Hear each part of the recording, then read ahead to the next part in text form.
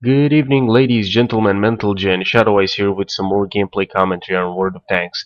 Now, this time around, I want to show you guys a replay of Vanzarek. He's playing in the Panzer 2J. His team got decimated. They're basically on the verge of losing 15-0. But what the enemy team doesn't know is that Vanzarek here isn't the dreaded, the one, the only, the minimaus, the Panzer 2J. Something with enough armor to deal with everything in the game.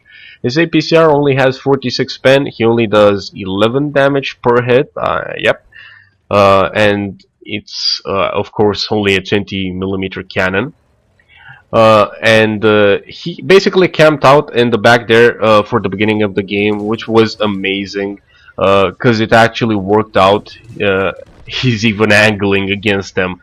Now these guys have no chance to actually do direct damage with regular ammunition to him. Their best bet would be for the RT to kill him.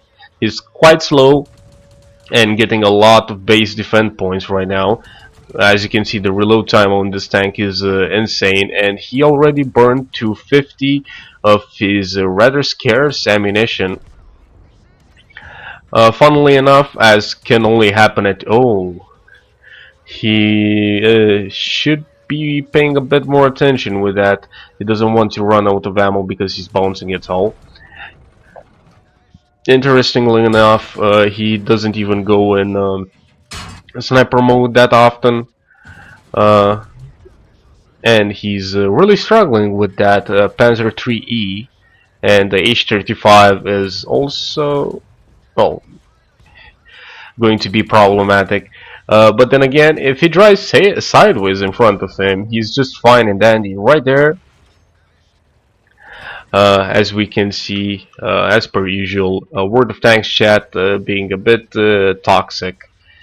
They're basically complaining about you know, almost losing 15-0.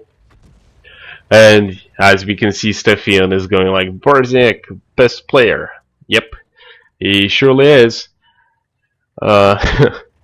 Amusingly enough, out of all the shells Vanzarek received, only one of them was premium.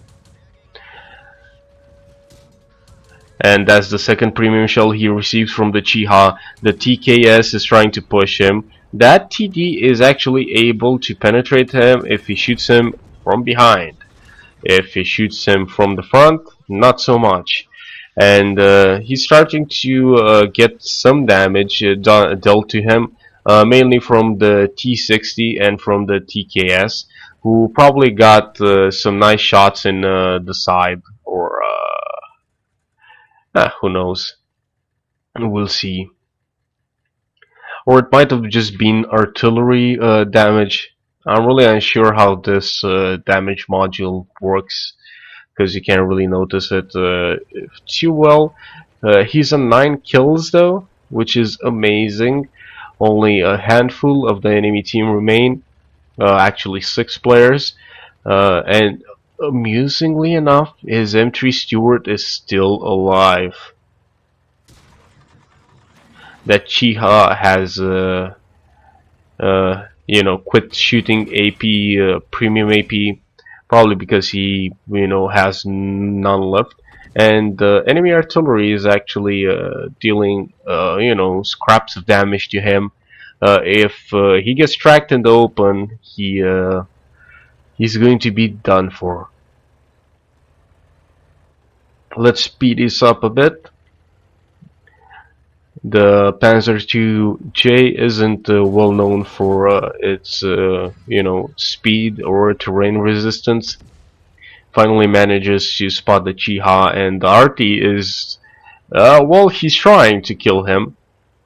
I've got a feeling that one of these RTs is going to prove very problematic at the end of the game, or maybe they aim too light. Who knows? Because this game has a twist. He's burned down through half of his ammunition, and as I said, only 6 enemy players remain, and he must pay attention to not overuse his remaining clips, because if he runs out, that's that. Nothing else he can do. The FTBS bounced HE on him. If you ever watched or went through the World of Tanks things that work and don't, HE can never bounce. I demand a refund for that FTBS's HE shell. He's driving sideways in front of the T-26 GFT, which is kind of brave, I guess. He can kill him rather quick. The Su-26 has managed to hit him again for 0 damage. At least those are exploding now instead of just bouncing off. I do believe the Su-26 has... actually, I don't know which gun he has. But the Su-26 is a very versatile artillery piece. It has a turret, and as you could see in that split moment when he was getting shot by the artillery, he was getting shot from in front of him and from behind him. The only thing I can't understand is what this M3 Stewart is doing, because he was just pinging the map for help. Oh, I just realized he's probably flipped over.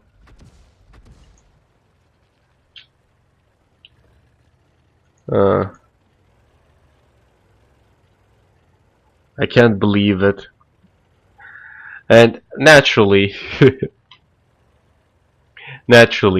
the empty Stewart is flipped over, and he's not going to be helping him because there's only 2 tanks left. But was he paying attention to which positions he received the arty shells from? Because if he's going to start capping right now, he might win the game. If he's not, he's surely going to either risk losing it or just lose it entirely. It doesn't take him a minute and 30 seconds to get to his own cap circle. At this point, I don't know, my spidey sense is tingling. Also quite amusing, he received very few premium shells hits. He was hit very... oh, damn it. Well, we get the idea. Just quite amusing. Let's speed this up a bit.